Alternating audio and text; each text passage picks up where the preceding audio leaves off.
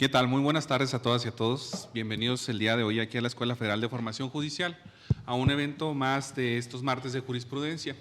Un evento organizado entre la Fundación Aguirre Azuela Chávez Jauregui, Pro Derechos Humanos, Asociación Civil, Tiempo de Derechos. También forma parte de la organización la directiva regional de la JUFED en el primer circuito, la Escuela Federal de Formación Judicial. El día de hoy se ha preparado un programa especial para tocar temas relevantes sobre criterios jurisprudenciales en la materia laboral. Y es así que tenemos el honor y la dicha de contar con dos invitados que son, por un lado, el juez Rafael Carlos Quesada García y por el otro lado, el licenciado David Gutiérrez Díaz. Bienvenidos a ambos. Muchas gracias por estar aquí presentes el día de hoy. Gracias. Gracias. Y a continuación me voy a permitir leer una semblanza curricular de cada uno de nuestros invitados a fin de que podamos conocerlos un poco más de su gran trayectoria. El maestro Rafael Carlos Quesada García es juez de distrito especializado en materia de trabajo, titular del 10º Tribunal Laboral Federal de Asuntos Individuales en la Ciudad de México. Es licenciado en Derecho por la Facultad de Derecho y Ciencias Sociales de la Universidad Michoacana de San Nicolás de Hidalgo. Tiene diversas especialidades y entre estas está la especialidad en Justicia Constitucional, Interpretación y Aplicación de la Constitución. Especialidad en Gobernabilidad, Derechos Humanos y Cultura de Paz. Especialidad en Justicia Constitucional, Interpretación, se repite, Aplicación de la Constitución, y especialidad en Derecho del Trabajo y Justicia Laboral por la Unidad de Castilla de la Mancha. Especialidad en el Trabajo y Justicia Laboral por la Escuela Federal de Formación Judicial. También cuenta con una maestría en Derecho. En la Escuela Federal de Formación Judicial ha recibido e impartido algunas clases, destacando desde luego la formación de las y los operadores jurídicos en la materia del trabajo. Ingresó al Poder Judicial de la Federación desde el año 2004. Transitó en esta institución, en diversos cargos como oficial administrativo, oficial judicial, secretario particular de magistrado de circuito, secretario de tribunal, con funciones en secretaría de acuerdos, secretario de diversos juzgados mixtos, auxiliares, administrativo, civil. Previo a ser designado como juez de distrito, se desempeñó como secretario de tribunal en materia de trabajo por alrededor de 6 años. Bienvenido, juez. Muchas gracias. Licenciado David Gutiérrez Díaz, es licenciado en Derecho por la Universidad Nacional Autónoma de México, en la Facultad de Derecho. Cuenta con un diplomado en Derecho Corporativo, la Universidad Iberoamericana, otro diplomado en Amparo y Derechos Humanos por la Universidad Nacional Autónoma de México. Tanto en México como en el extranjero, España y Estados Unidos, ha tomado diversos cursos y seminarios de actualización en Derecho Laboral y Seguridad Industrial. Cuenta con una experiencia en la materia laboral por más de 35 años, iniciando su actividad profesional como abogado de la Procuraduría Federal de la Defensa del Trabajo y en diversos despachos jurídicos especializados en asesoría patronal. Fue gerente de Relaciones Laborales de la empresa Elevadores Otis, Sociedad Anónima de Capital Variable. Miembro del Grupo Internacional United Technologies Corporation, ejerce la docencia desde 1997 y a partir de 2006 es docente de la Facultad de Derecho de la Universidad Nacional Autónoma de México, impartiendo la materia Derecho Colectivo y Procesal Laboral. Es asociado y director de litigio laboral en Bufete Díaz Mirón y asociado Sociedad Civil desde hace más de 25 años. Bienvenido, abogado. Gracias. Buenas tardes a todos. Pues bien, el día de hoy, como lo pudieron ver en las invitaciones que estuvieron circulando en redes sociales y que aquí las instituciones encargadas de la organización del evento nos hicieron el favor de compartir, vamos a ver 3 criterios jurisprudenciales que han sido elegidos para poner a plática, por qué no debate y también discusión, las aportaciones que se puedan obtener del día de hoy entre nuestros invitados. Y es una cuestión muy interesante que precisamente en la materia laboral, como ya lo saben, hay una transición de la justicia laboral de las juntas de conciliación y arbitraje a los tribunales laborales federales. Los criterios que se obtuvieron para el análisis del día de hoy, 2 de ellos ya son conforme a la vigencia de la reforma legal de 2019 y uno de ellos fue interpretado todavía la Ley Federal del Trabajo de las juntas de conciliación y arbitraje. Sin embargo, veremos cuáles alcances de este criterio pueden tener vigencia en los tribunales laborales.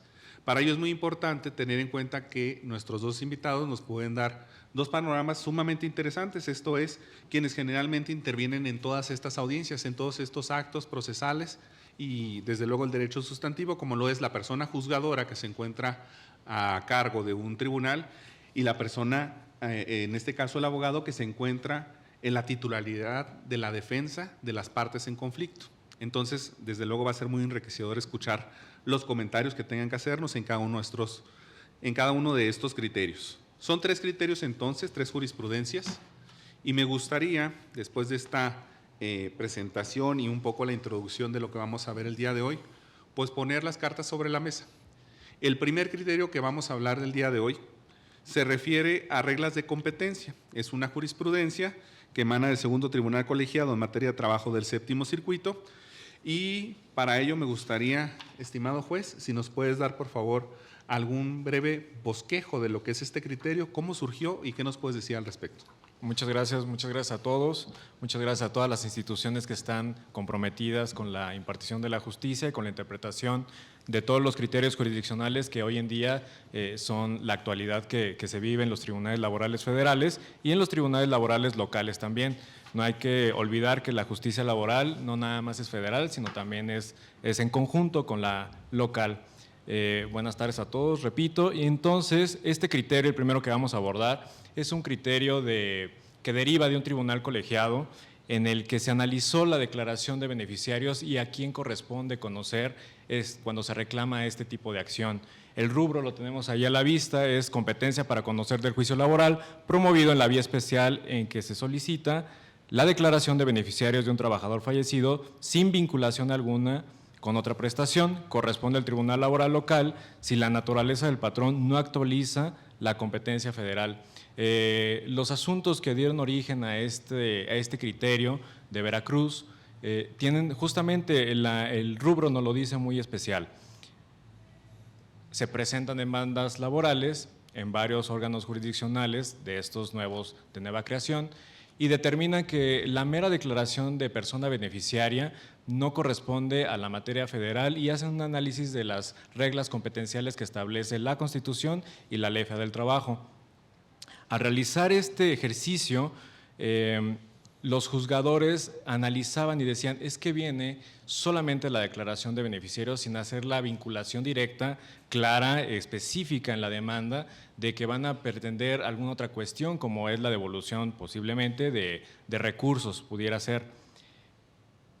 Llega al tribunal local y el tribunal local dice, no es competencia mía porque hay que analizar siempre a quién le pueden hacer un reclamo. Esa cuestión es muy importante porque para los tribunales locales, y ellos pusieron el dedo en el renglón diciendo, analiza por favor a quién le pueden hacer ese tipo de reclamos. Si es una declaración de beneficiarios en la que se pretenden obtener derechos que en vida laboral, en vida generó una persona trabajadora de una empresa de ámbito netamente local, bueno, pues entonces eso nos va a vincular a que la competencia justamente sea local.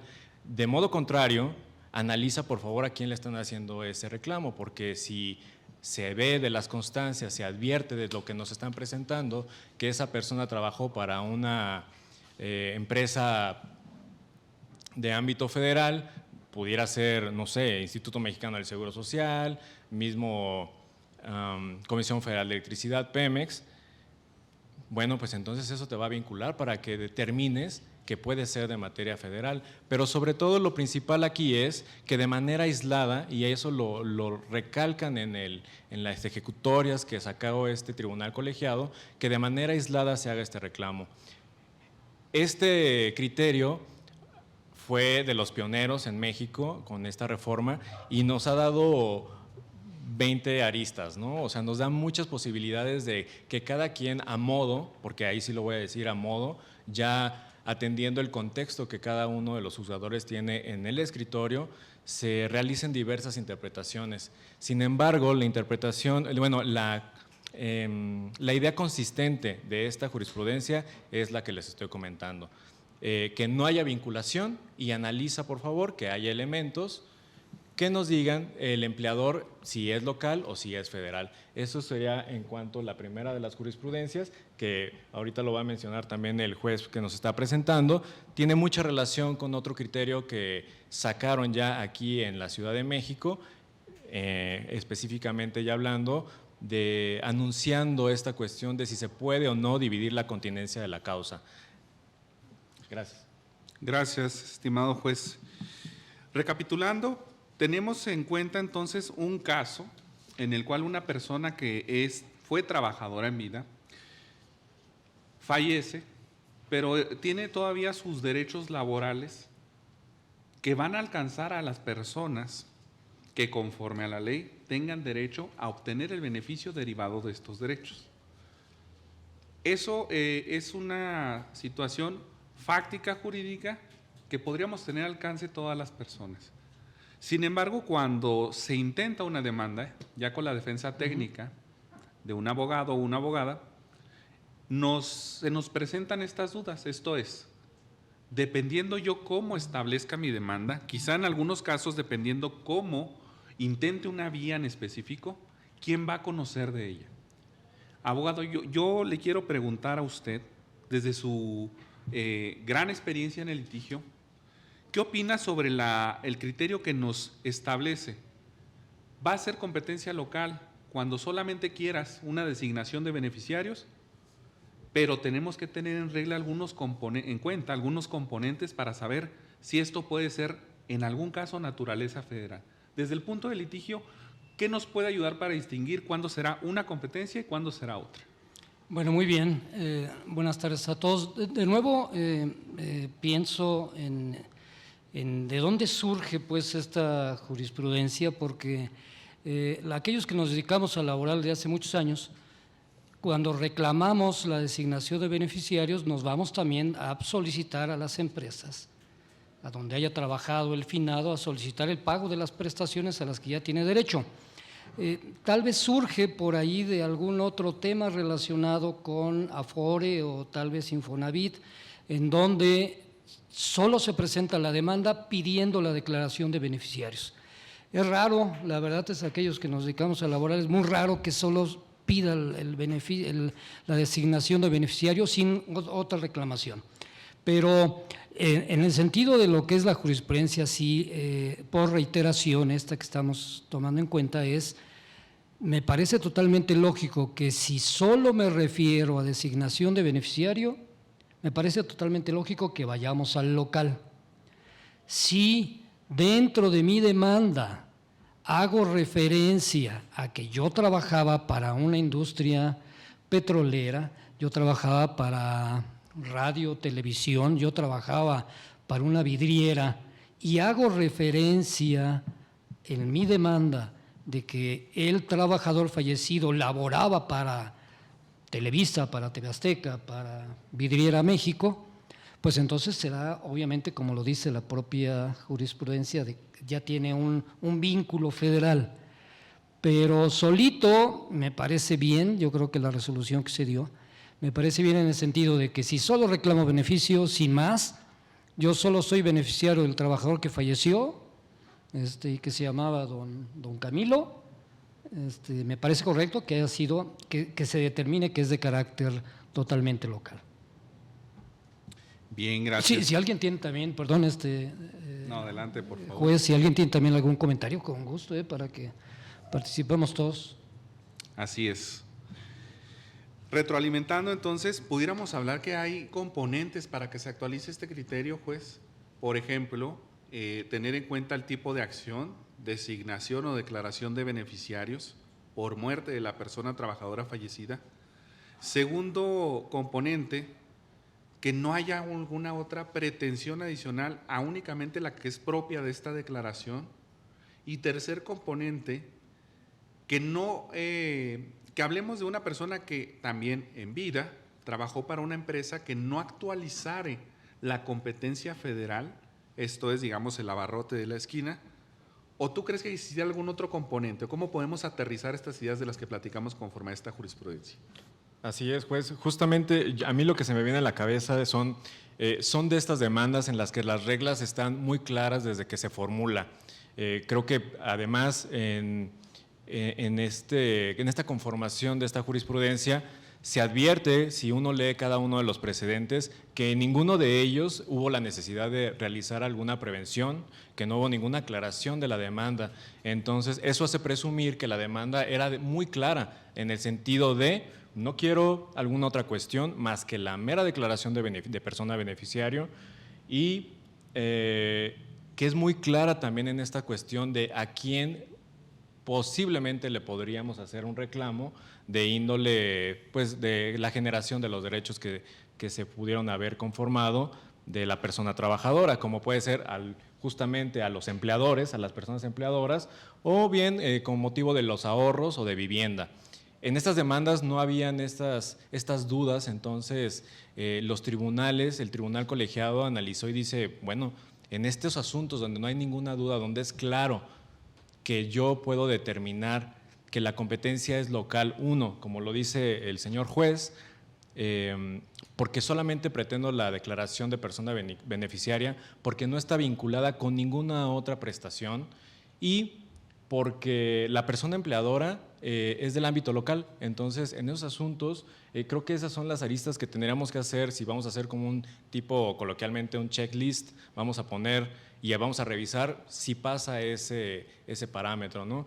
En caso, yo ahí es donde hacemos algunos ajustes y muchos tribunales es donde se advierte que están haciendo los ejercicios de interpretación de hasta dónde puedo aplicar o no esta jurisprudencia, es cuando en alguna de estas palomitas no la podemos poner y tenemos la duda de, oye, en la persona trabajadora laboró entonces para una empleadora que no tengo claro que sea local o que tengo muy claro que es federal. Y entonces ahí empiezan a hacer algunos otros ejercicios que si nos vamos en puridad de la jurisprudencia, tenemos que analizarlo y nada más hacer ese checklist y si no lo pasa, pues entonces lo mandamos a la jurisdicción federal. Más o menos es como yo alcanzo a comprender esta jurisprudencia, sin meterme un poco todavía más para no mezclar el siguiente tema que vamos a abordar. Tocar.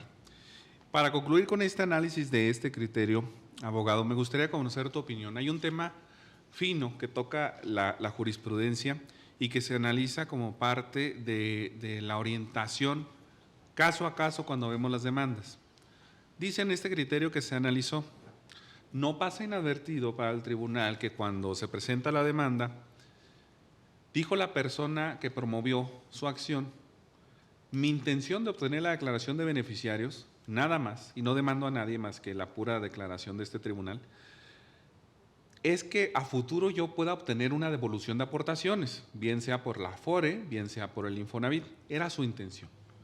Y quizá ahí surge la duda en cuanto a que, bueno, si ya está presentando la intención de en algún futuro hacer algún reclamo de esta naturaleza que sabemos que es federal, ¿qué opinarías tú sobre la competencia? ¿Este reclamo es suficiente para que se actualice, esta precisión es suficiente para que se actualice un reclamo de competencia federal?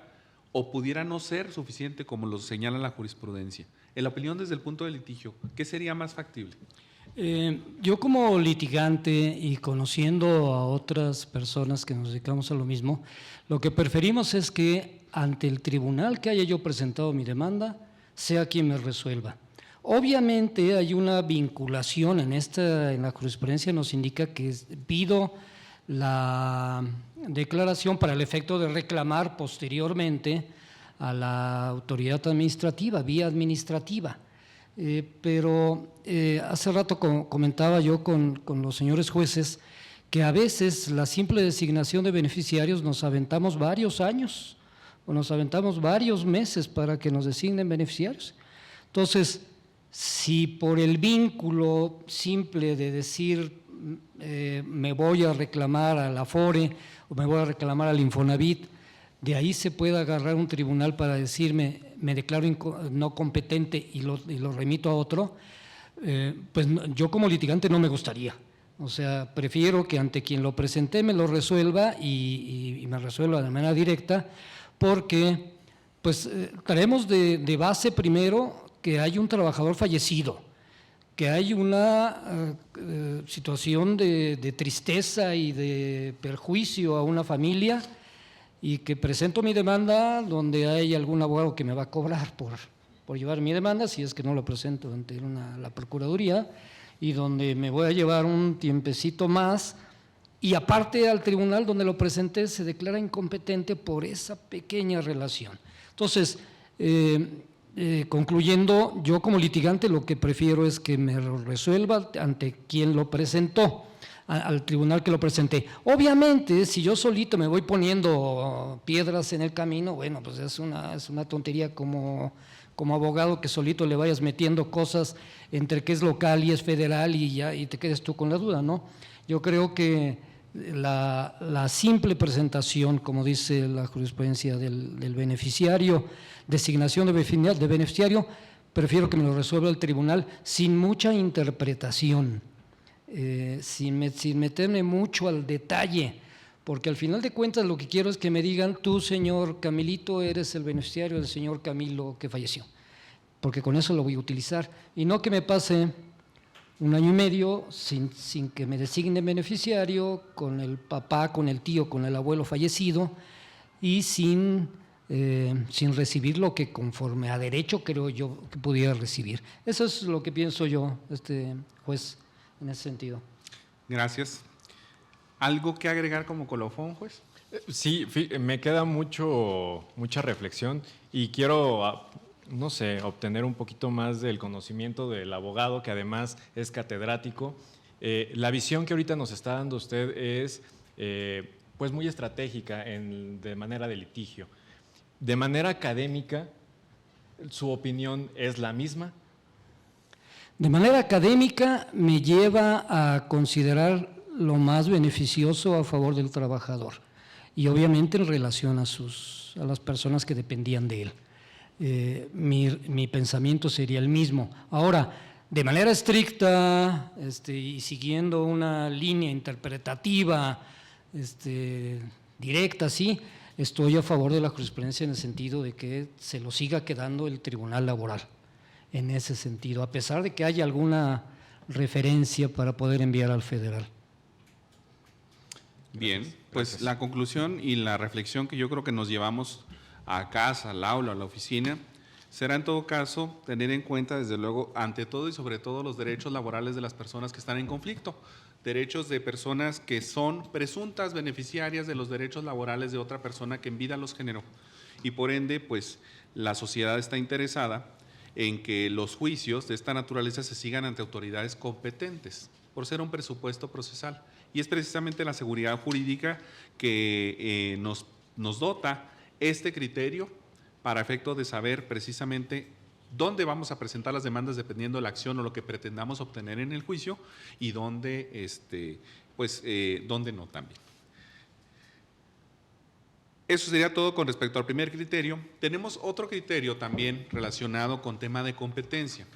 Hoy día los tribunales laborales locales y federales, el tema de la competencia, este tema meramente procesal, es del día a día, porque diario, con motivo de las nuevas interpretaciones a la Ley Federal del Trabajo, cuya reforma sabemos que fue en gran parte en lo procesal, pues tenemos nuevas reglas tanto de competencias por territorio, dependiendo los espacios de jurisdicción de los tribunales laborales y de las juntas que ya no necesariamente coinciden. También tenemos reglas pues por fuero, local o federal, y algunas otras reglas específicas como ocurre por ejemplo en la seguridad social, que puede ser la clínica, puede ser el último domicilio del empleador, o bien podría ser la elección libre de la persona trabajadora, esto es, donde celebró su contrato, donde prestó los servicios, o bien donde esté cualquiera de los demandados. Con apoyo en todas estas reglas, pues surgen muchos criterios, sobre todo por la transición de la justicia de sede administrativa a sede judicial y la propia formación que está teniendo no solamente las personas titulares de los tribunales laborales, sino en realidad todas las personas que integran los tribunales laborales, desde el nivel operativo hasta el mando superior, pues somos especializados o especialistas en la materia. Es un requisito sin el cual no pudiéramos acceder, por ejemplo, en la materia en el ámbito federal a la carrera judicial. Siendo así las cosas, entonces, el tema de competencia es muy interesante, muy vigente, y tenemos el segundo criterio que también podemos ver ahí en la pantalla, que viene siendo el tercero que está en la pantalla. Juez, nuevamente, si nos puedes presentar, por favor, la cuestión meramente fáctica, de una forma muy entendible para quienes nos escuchan, que puedan comprender qué pasó en este asunto, que dio lugar a que alguien opinara distinto con respecto a temas de competencia. Claro que sí, juez.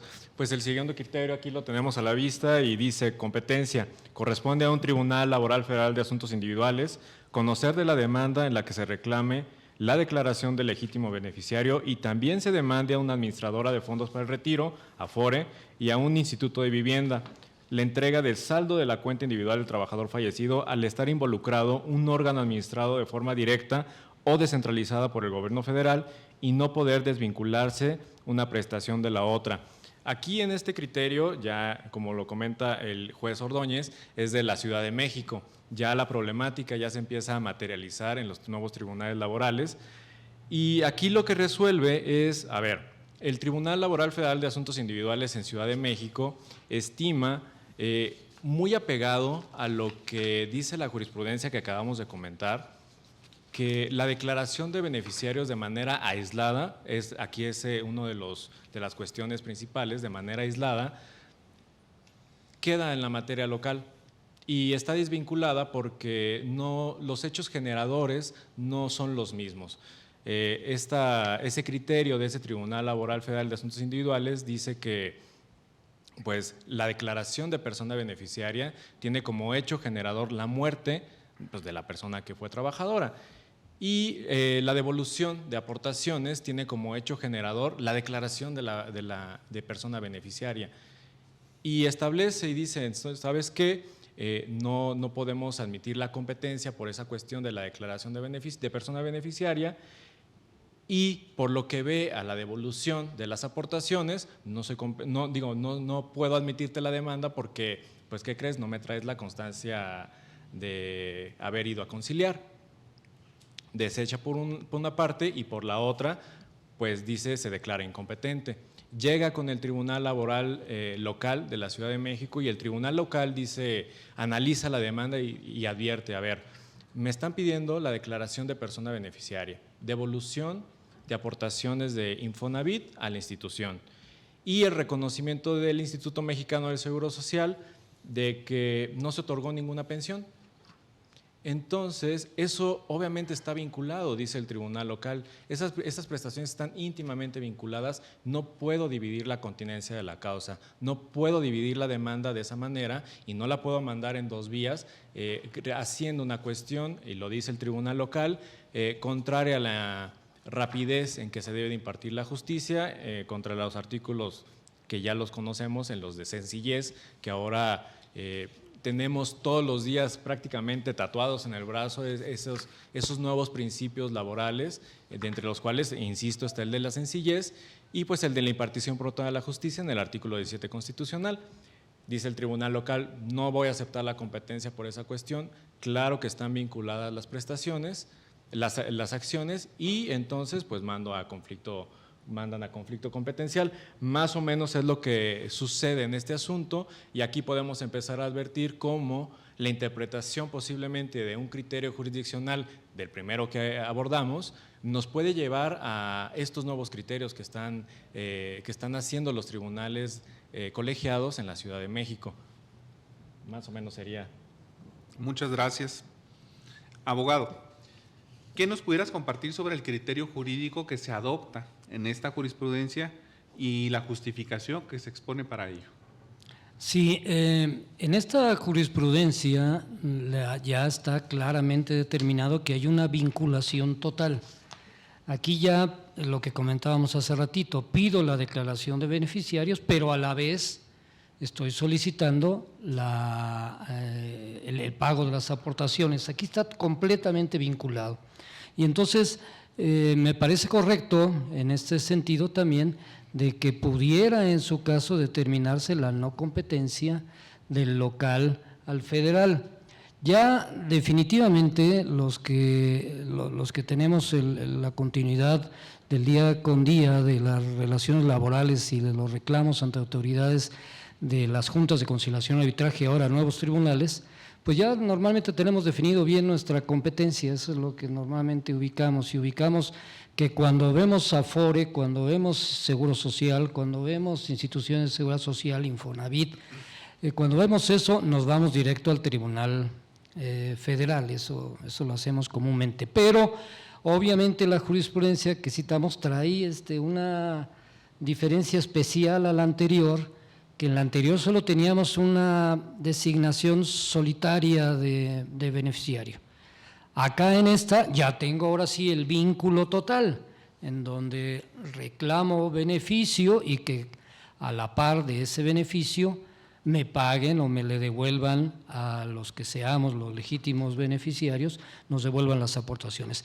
Me parece totalmente aplicable así en este supuesto, y me parece que es justamente el tema de que estamos vinculados en los dos tipos de reclamos: el reclamo de que me designes beneficiario del trabajador fallecido y en el reclamo de que le pagues a mi beneficiario las aportaciones que tuvo el difunto. Creo que está totalmente clara pues esta jurisprudencia. Muy bien. A ver, aquí les voy a precisar una cuestión que parece como si estuvieran arrojando la pelotita, diciendo coloquialmente, un tribunal local con un tribunal federal. En el anterior supuesto decíamos designación o declaración de beneficiarios solito, sin devolución de aportaciones, aunque dijera, después tengo la intención de solicitar devolución de aportaciones y se dice por el tribunal. No es suficiente porque aquí no hay una acción, tu intención a futuro no es una acción y no es materia de esta demanda. Y nos queda claro por qué, entonces, haciendo una reflexión, debe de ser local.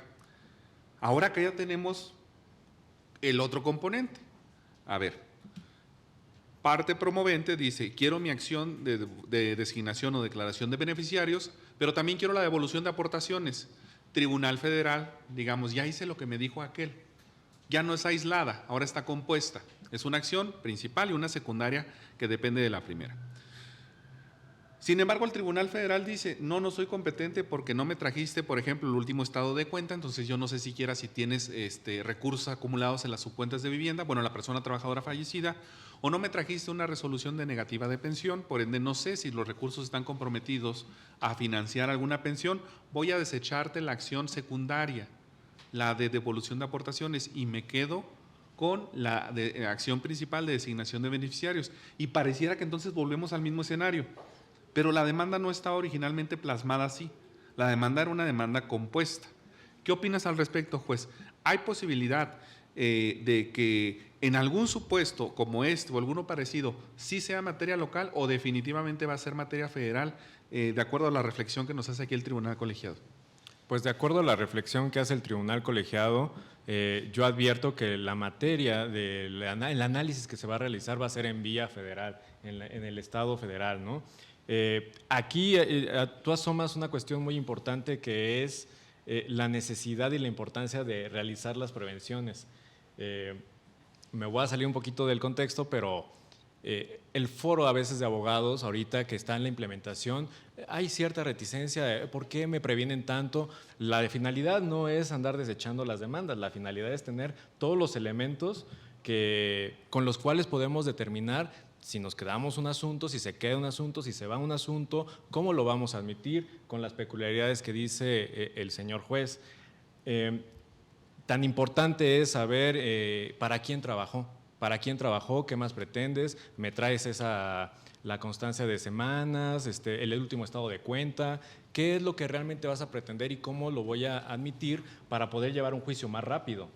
Entonces, la importancia de la prevención es tremenda, ¿no?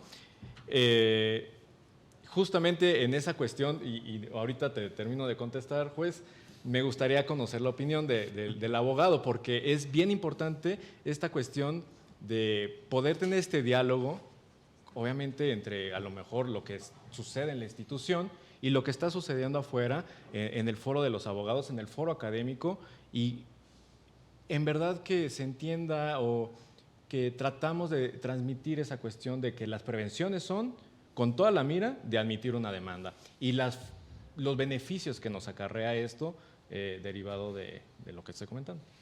Sí, claro, obviamente no está uno esperanzado a que al presentar la demanda te vayan a desechar algunas cosas, ¿no? O sea, no está uno pidiéndole al tribunal, por favor, fíjate bien lo que reclamo para que veas que algunas cosas no son procedentes y deséchamelas, ¿no? Toda nuestra intención es para que, como yo mencionaba hace rato, se viera en un solo tribunal. Obviamente las prevenciones nos ayudan y nos ayudan tanto a los litigantes, a las partes en el juicio, como al propio tribunal, y nos ayuda para una mejor solución. Siempre he considerado que la prevención es un elemento que forzosamente la autoridad tendría que decirnos cuando tengamos algunos errores. Así seas el abogado principiante o seas el mejor abogado del mundo y seas el doctor en Derecho, de todas maneras la prevención te ayuda. Y ayuda especialmente para lo que comentabas hace rato, para tener una economía y sencillez en los procesos y no caer en lo que mencionaba yo hace rato, en las determinaciones de la no competencia para que haya un conflicto competencial y que me lo estén resolviendo durante 8 meses para que me digan al tribunal a donde lo presentaste es el competente. Sí, pero lleva 28 meses sin manutención, ¿no? sin el dinero del finado. Yo creo, pienso que la jurisprudencia obviamente está bien fundada, sí, o sea, es correcto. Si reclamas algo en relación con autoridades de competencia federal, pues vete al federal y yo local me voy a declarar incompetente para irme al federal. O sea, no hay duda, la jurisprudencia está bien. La forma en la que a veces iniciamos los juicios, los propios abogados, tal vez sea lo erróneo y la prevención nos ayuda de sobremanera. Eso es lo que considero, mi estimado juez. Muchas gracias. Te escuchamos ahora retomar? Con tu respuesta. Bueno, aquí creo que ya escuchando la opinión del abogado y retomando, aquí hay una cuestión bien importante con este criterio del tribunal colegiado, del quinto tribunal colegiado aquí en la Ciudad de México, y es que analiza esta cuestión de no dividir la continencia de la causa, y retomo lo que habíamos comentado hace unos momentos. Analiza el tribunal colegiado y dice, mira, haber dividido la continencia de la causa ocasiona que la persona que acude a la justicia se tenga que ir por diferentes vías y tenga que posiblemente verla en procedimiento especial individual y la otra diversa la va a tener que ver posteriormente en un conflicto individual de seguridad social. Entonces, ¿dónde están los principios? El principio de sencillez, de economía procesal, de impartición pronta de justicia.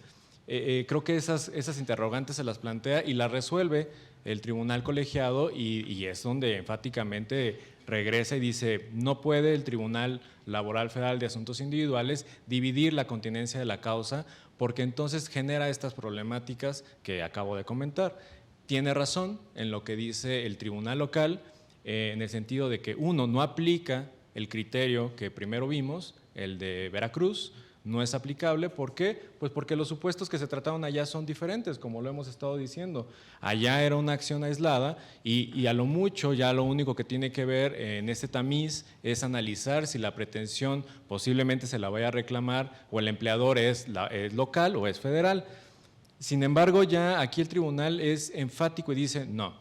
Tan es así que el tribunal colegiado se mete al estudio y dice, incluso en este tipo de asuntos donde se reclama la declaración de persona beneficiaria y la devolución de estas aportaciones y el reconocimiento que le está pidiendo al Instituto Mexicano del Seguro Social de que no hay pensión y no tiene derecho a pensión, tiene que ser analizada por concentración con un conflicto individual de seguridad social. Entonces creo que aquí es la importancia de justamente a lo que comenta el juez, que de una sola demanda puede haber muchas aristas de las cuales hagamos prevenciones justamente para saber cómo vamos a llevar un juicio. Ya sabiendo cómo vamos a llevar un juicio, podemos llegar a la determinación como a mí me parece atinadamente como lo hace el tribunal colegiado, respetuosamente como lo hace el tribunal colegiado, en donde dice, mira, para hacerlo más sencillo, para hacerlo de manera conjunta, ya todas las cuestiones que te está reclamando, llévatelas por un conflicto individual de seguridad social. Y bueno, esta cuestión de la vía creo que la vamos a tener todavía en la mesa de los asuntos que tenemos y posiblemente habrá algún otro criterio que dilucide un poco más este tema. Muchas gracias a ambos. Pues la conclusión sobre la reflexión de este tipo de casos nos la quedamos totalmente los tribunales laborales federales. ¿A qué me refiero con esto? Pues que el criterio es claro, privilegia principios procesales como lo son la sencillez, la economía procesal, pero sobre todo la celeridad para resolver los casos. Y así los vincula con el derecho fundamental de justicia pronta y expedita. La conclusión es entonces cuando sean competencia federal, no deberíamos buscar por ningún motivo el motivo para separar y trasladar alguno a la competencia local y uno a la competencia federal. Incluso el criterio dice, si tú desechas la demanda por lo que consideras que es federal, no te va a dejar de vincular a que conozcas la designación de beneficiarios porque no era aislada, era compuesta. Entonces no hay forma ya de evadir aquí en un ámbito académico, comparto la opinión, sobre la competencia federal en este tipo de casos. Por eso digo, es la reflexión que nos debemos de llevar entonces los tribunales laborales federales a las salas de audiencia para tener bien en cuenta la competencia que ya nos ha sido fincada, al menos por virtud de este tipo de criterios. Pues bien, para cerrar, tenemos el tercer y último criterio que vamos a comentar el día de hoy. Ya nos salimos un poco más de las cuestiones de competencia, estos aspectos procesales que son día a día de los tribunales laborales federales y locales, por supuesto, para entrar a un aspecto también bastante ordinario. ¿Qué pasa en aquellos asuntos en los cuales tenemos una demanda en la cual una persona, como es común, no tiene el conocimiento cierto sobre quién es su empleador o empleadora? Sabe que quizá el dueño o la dueña de una empresa tiene este nombre, una persona física, y también que la empresa se llama de esta denominación, una persona moral. Y ante esa disyuntiva de decir, bueno, ¿quién será quien tenga que responder de los derechos que me puedan asistir, de las obligaciones que tendría la patronal y de los derechos en correlación a los derechos que puedan asistir a la persona trabajadora? Y como es común también, pues suele darse el supuesto en el cual ocurran rebeldías en los juicios laborales, esto es que no se conteste una demanda y por ende se tengan que hacer efectivas las consecuencias que la propia ley establece para ello. ¿Alcanzará la rebeldía de la parte demandada para tener por acreditada la relación laboral? ¿Alcanzará? En ocasiones sí, en ocasiones no, dependerá si se trata de una persona física o moral. Todos estos supuestos o estos matices fueron analizados en el siguiente criterio, que también es una jurisprudencia de aquí del primer circuito, y que me gustaría, juez, si nos puedes decir, en este caso concreto, ¿cuáles son los hechos que la originaron? Muchas gracias, juez. Pues, y sí, y me ayudó mucho con la presentación porque este asunto justamente no está muy vinculado a la presentación con lo que determina el tribunal colegiado. El rubro de esta tesis es relación laboral. Se tiene por contestada la demanda en sentido afirmativo por la inasistencia del patrón a la etapa de demandas y excepciones. Ello es insuficiente para condenarlo al pago de las prestaciones exigidas, máxime si obran datos que contradicen la confesión ficta. Si bien este criterio fue analizado a la luz de las disposiciones de la legislación anterior al 1 de mayo de 2019, lo cierto es que, como dice el juez, es una cuestión cotidiana que sucede día a día en los tribunales laborales ahora implementados. Aquí lo sucedido es que una persona, un trabajador, demanda a una persona moral y a una persona física. A la persona física le señala hechos concretos del despido y dice justamente en la demanda, y esto es importante tenerlo desde aquí resaltado, dice, esta persona que me despidió realizaba cuestiones gerenciales de administración en la empresa. ¿Qué sucede? Que no contestan la demanda, ninguno de los dos. Se llevan a cabo todas las etapas procesales, dictan el laudo y en el laudo hay una condena a la parte física. Entonces analizan esta cuestión y se determina que esa confesión… Gracias. Que esa confesión ficta en que incurrió la persona física no alcanza para que le haya una condena en su contra, ¿no? El tribunal colegiado analiza, y creo que aquí, aunque no lo hace con esas palabras tan certeras y tan claras, analiza una cuestión que tiene que ver con el principio de realidad, del cual ahora todos hemos escuchado, y justamente es una de las vertientes más importantes para nosotros en el momento de estar resolviendo, incluso al momento de admitir algunos medios de convicción. Y dice el tribunal, fíjate que aquí hay que hacer un análisis completo de la demanda, de todas las manifestaciones, esta instrumentalidad que siempre escuchamos y de hacer un análisis instrumental de todas y cada una de las manifestaciones y de los medios de prueba que hay.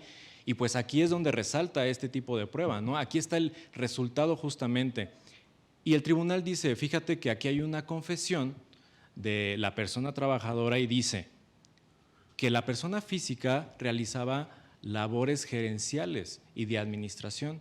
Nunca dice que es la dueña de la empresa, que es el socio de la empresa o por qué podría haber una condena contra de esta persona, ¿no? El tribunal colegiado entonces hace este análisis y dice, no puede haber una condena contra la persona física a quien en la demanda se manifiesta expresamente que tiene una labor gerencial y que fue el que a lo mejor materializó el despido, pero de eso a que sea, coloquialmente hablando, el dueño de la empresa, pues es muy diferente, ¿no? Cosa diferente sucede, y por ahí también lo analiza en la ejecutoria, cosa diferente sucede con esta confesión ficta en la que incurre la persona moral, porque pues justamente es el responsable total del vínculo laboral. La persona física se insiste, dice el tribunal colegiado, él únicamente materializó el despido a nombre de la persona moral.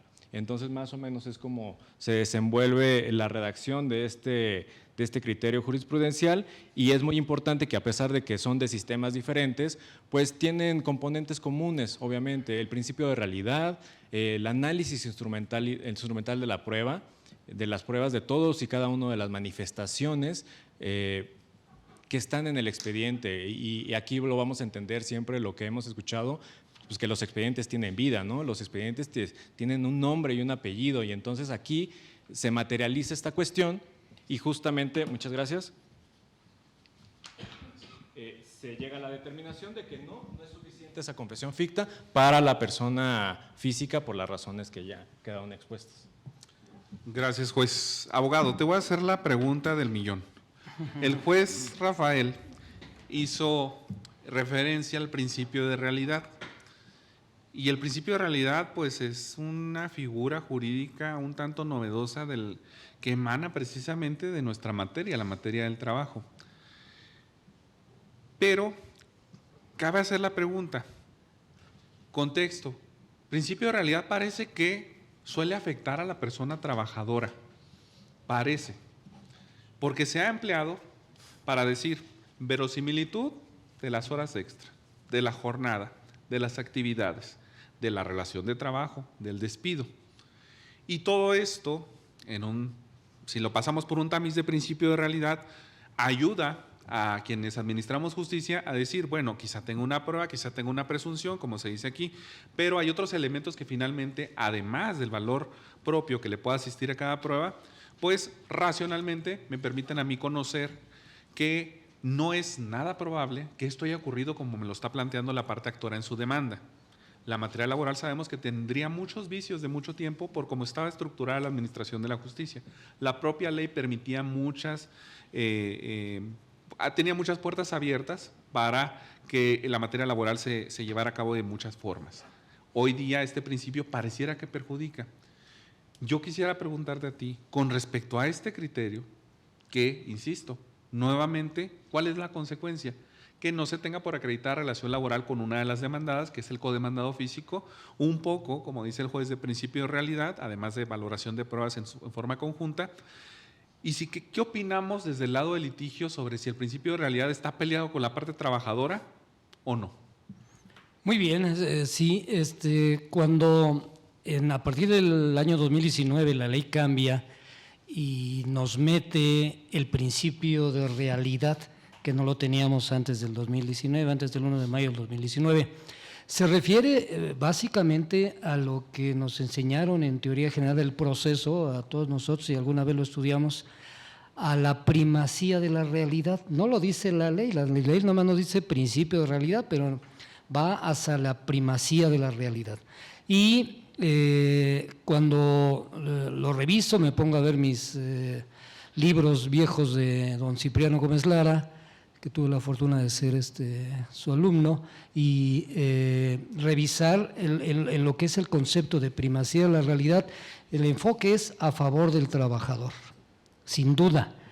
Y esta jurisprudencia pareciera que está un poco a favor de la parte demandada.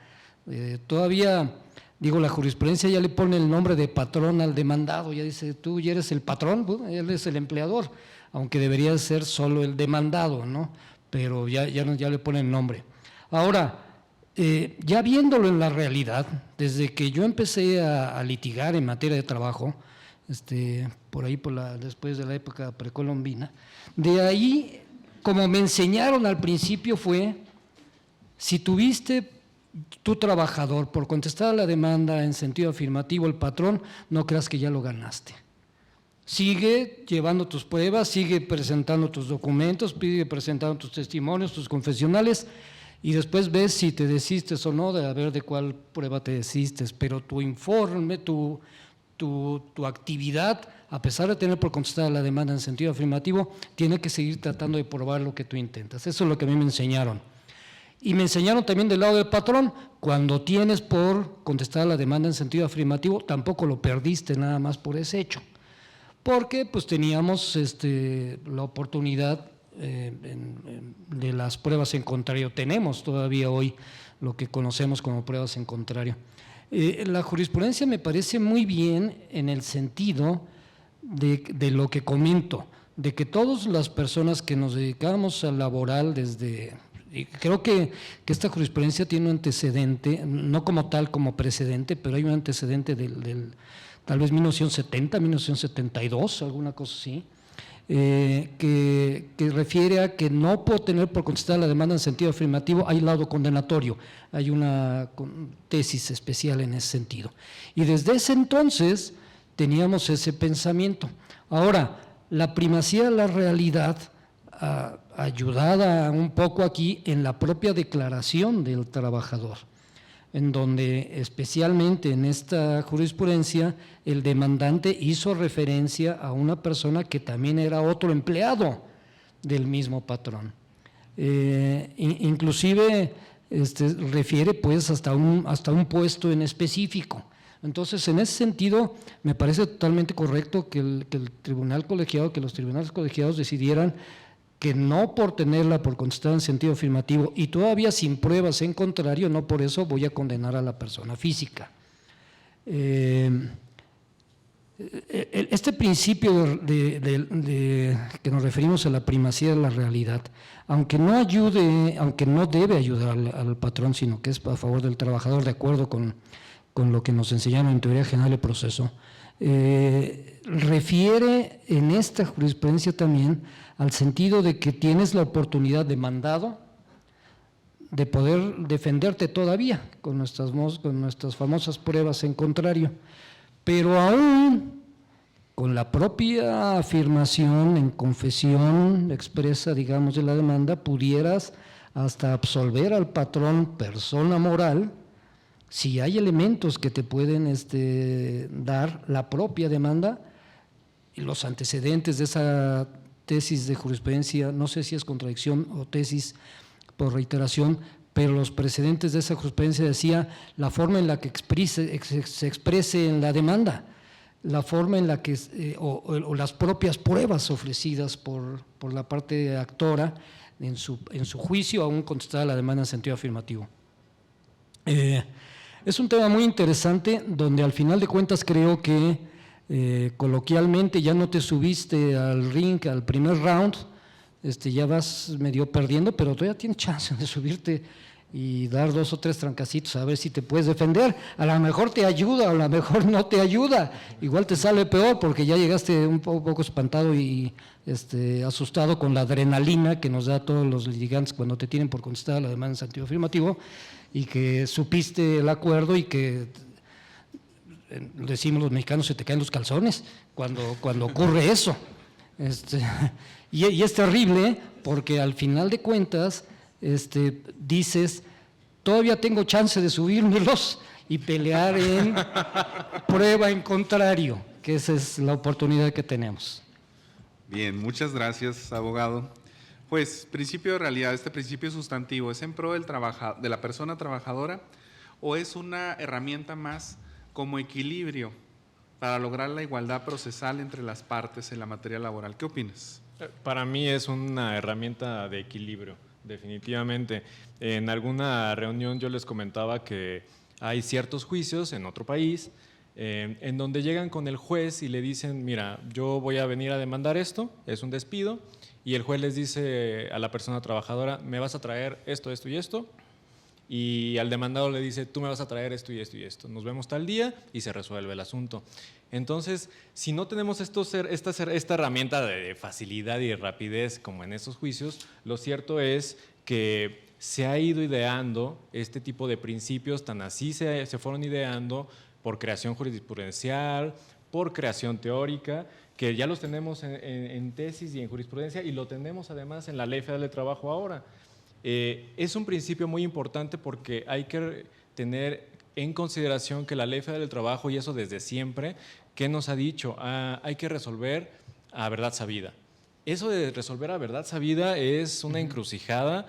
De repente, cuando tengamos los asuntos ya realmente calientitos en la mano, porque ¿qué significa eso de andar resolviendo a verdad sabida, o hasta dónde o cómo?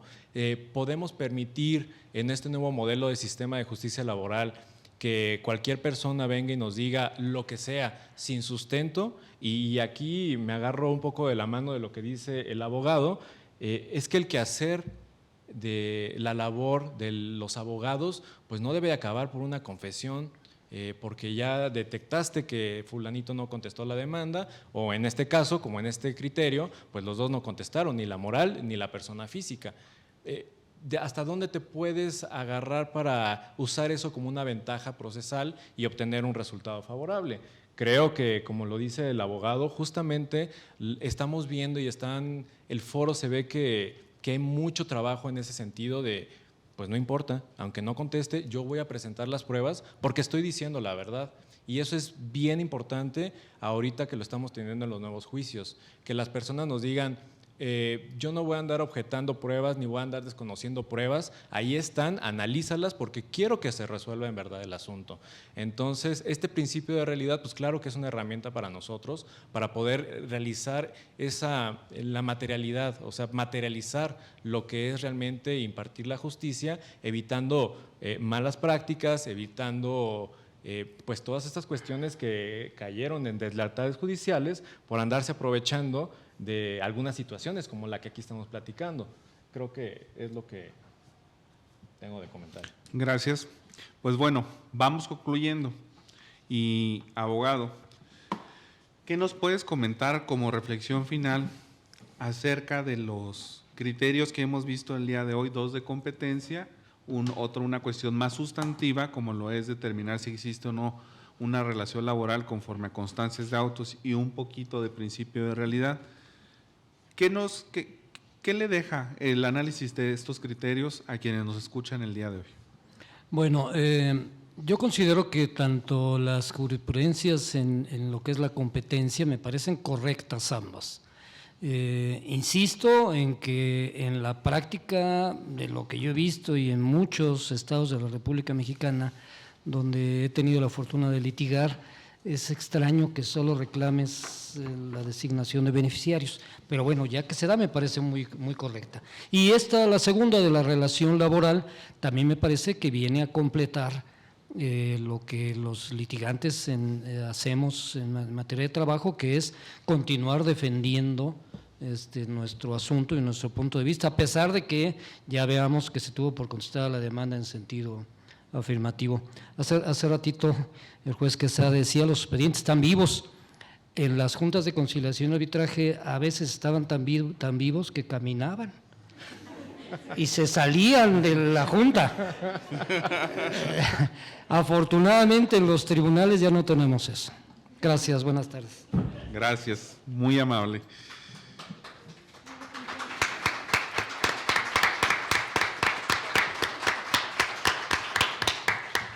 Juez, escuchamos, ¿tú qué opinas que nos dejan el análisis de los criterios del día de hoy? Pues yo siempre voy a tener ahí 2, 3 palabras que en todos los asuntos, en todas las jurisprudencias son mi parteaguas, ¿no? Es el contexto. analizar el contexto de los asuntos es tan importante, y es tan importante siempre tener el contexto en primer lugar, porque así podemos visibilizar quién está viniendo con nosotros, qué es lo que quiere, cómo vamos a resolver el asunto. Entonces, a pesar de que hablamos de temas de competencia, hablamos de tema de valoración de las pruebas o de valoración de una manifestación para determinar si puede o no existir una responsabilidad laboral, lo cierto es que todo esto y en cualquier asunto, tan vivos están que luego caminan, como dice el abogado, pero los asuntos pues son personas. Entonces, tener en cuenta ese contexto nos sitúa en realidad en poder hacer un análisis y materializar hasta, discúlpenme que me salga del tema, pero visibilizar cuestiones que se tienen que analizar con ciertas perspectivas. Van a llegar asuntos en donde a lo mejor sea una declaración de beneficiario aparejado de una devolución de beneficiarios, pero requiere que uno analice ese asunto con una perspectiva diferente de derechos humanos, que obviamente nos va a cambiar incluso en alguna medida, a lo mejor hasta las reglas de la competencia, y se va a salir de lo que aquí estamos platicando.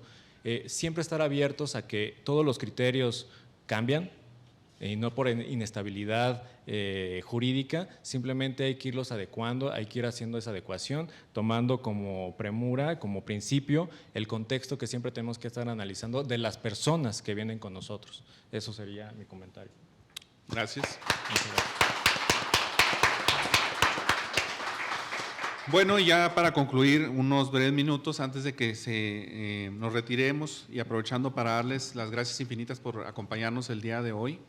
La Fundación Aguirre Zuela Chávez Jáuregui Pro Derechos Humanos Asociación Civil, en coordinación con Tiempo Derechos, Directiva Regional de Primer Circuito de la JUFED, en coordinación con la Escuela Federal de Formación Judicial y la Academia Mexicana de Jurisprudencia y Legislación, otorgan un reconocimiento a nuestros dos invitados, juez Rafael Carlos Quesada García y licenciado David Gutiérrez Díaz. Por favor, un aplauso para ellos.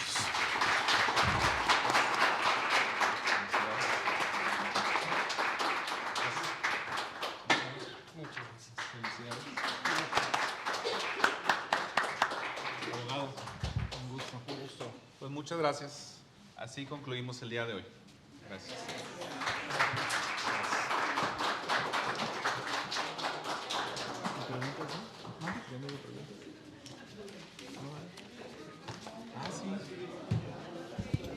Perdón. Preguntas, por favor. Si hubiese alguna, es que yo los vi muy atentos y supuse que nadie le quedó ninguna duda con las participaciones. Y como ya me estaban apurando con el reconocimiento, se me fue aquí un poquito. No, quisiéramos darles también la oportunidad, por supuesto, de que si hay algún tema de los que vimos el día de hoy, de los cuales tengan alguna inquietud, algún comentario incluso para abonar el día de hoy, pues bienvenidas las aportaciones. ¿Alguien? Yo sabía que estaban bien satisfechos con la conversación. A ver. Adelante, por favor. Muchas gracias. Respecto al tema de la jurisprudencia de la relación laboral, si se tiene por contestar la demanda en sentido afirmativo, nos exponían el supuesto en el que aún hay que ofrecer pruebas, aún hay que llevar el asunto como debe de llevarse si se hubiera contestado la demanda como tal.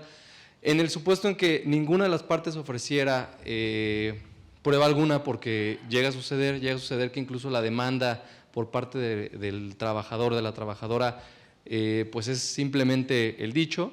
En ese sentido, ¿qué podría cambiar el supuesto de la jurisprudencia? Gracias.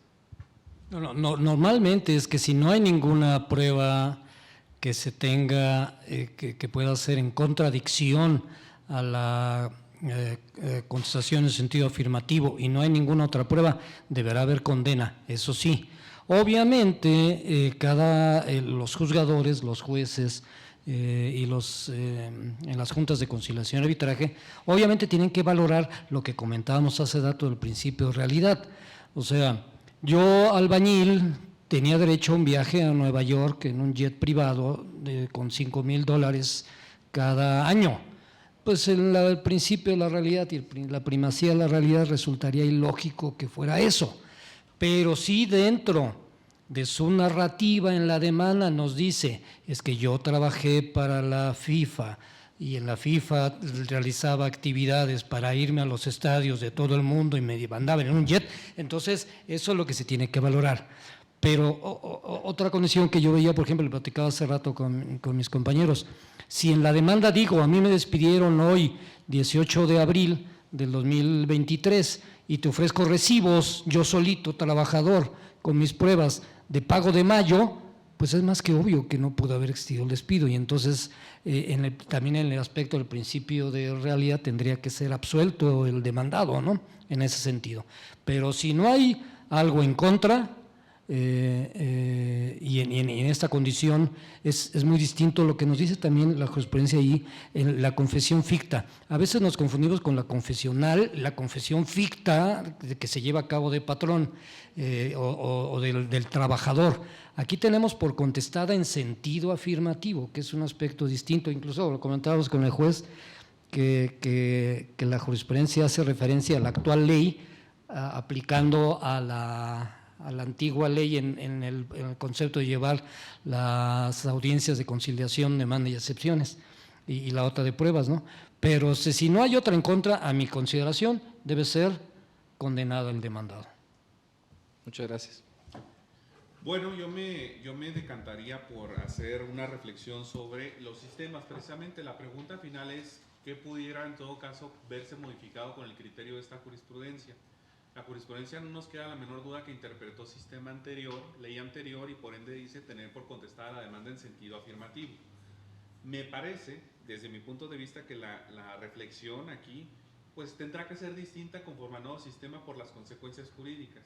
No es lo mismo tener la demanda por contestada en sentido afirmativo que tener por admitidas las peticiones, que es la consecuencia de hoy día que damos los tribunales laborales cuando hay rebeldía. Entonces, teniendo en cuenta el alcance que le vamos a dar a uno y otros supuestos, daría lugar para reflexionar. Bueno, ya no estaríamos en el mismo supuesto, ya no sería aplicable la jurisprudencia, desde luego. Sin embargo, tendríamos que ponderar si, qué tal que la acción no está configurada, qué tal que no se acreditaron elementos de la acción, como dice el abogado, qué tal que los hechos de la demanda ni siquiera me dan para establecer que existía relación de trabajo, elementos de las condiciones generales de trabajo, aunque generalmente impactan en las prestaciones autónomas, podríamos ya, según cada caso concreto, darle el alcance que corresponda a la rebeldía, pero de entrada me parecería que quizá este criterio no aplicaría necesariamente en una literalidad a las consecuencias jurídicas de la rebeldía para nosotros los tribunales laborales. Gracias. Sin comentarios. Muchas Pues gracias. no sé si alguien más tenga algún comentario o duda. Maestro Moral. Bueno, perfecto. Pues muchísimas gracias nuevamente por su participación y asistencia. Un honor. Gracias.